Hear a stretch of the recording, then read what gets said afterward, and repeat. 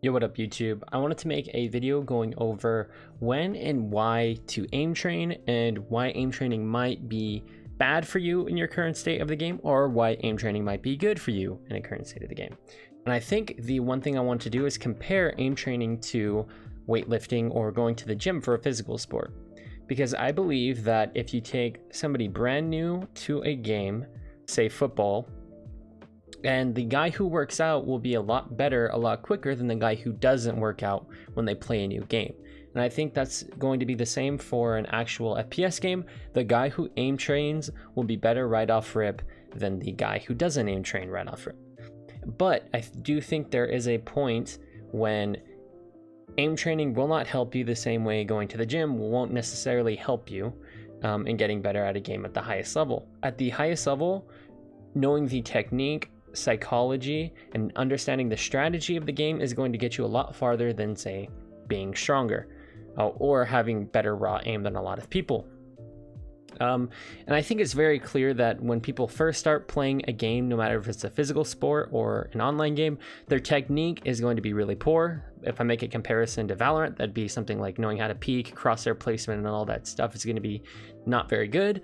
Then the guy who has better raw aim is just going to flick up to the other guy a lot quicker than he is because they both have bad crosshair placement, and he's going to win more duels. But if you get more to the intermediate or advanced stage of a game, like being diamond or higher, then knowing proper technique is going to be better.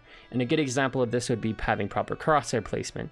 Because say you take a guy who has better raw aim, but he has a very low crosshair placement, then the guy who doesn't aim train will just peek the guy with bad crosshair placement and kill him before the guy with better raw aim can even have a chance to flick up to the dude's head to click. And I think that's a good example of why technique can beat raw aim or strength or speed when you're talking about a game. And this is going to be the same for a physical sport too. New players, obviously the guy who's stronger or faster is going to beat a guy who's slower. But when the guy who plays the game a lot understands strategy or mind games, things like that, they can outsmart or, have proper technique to overcome the guy that's bigger than them.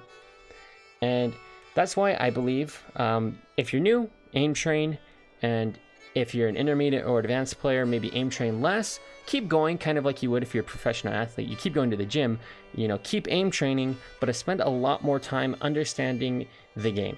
However, there is a little bit of nuance here. If you're somebody who is a pretty good and an advanced player in a video game, but you haven't aim trained, it's kind of like if you're a tennis player or something and you've never worked out in your life, you just play the game.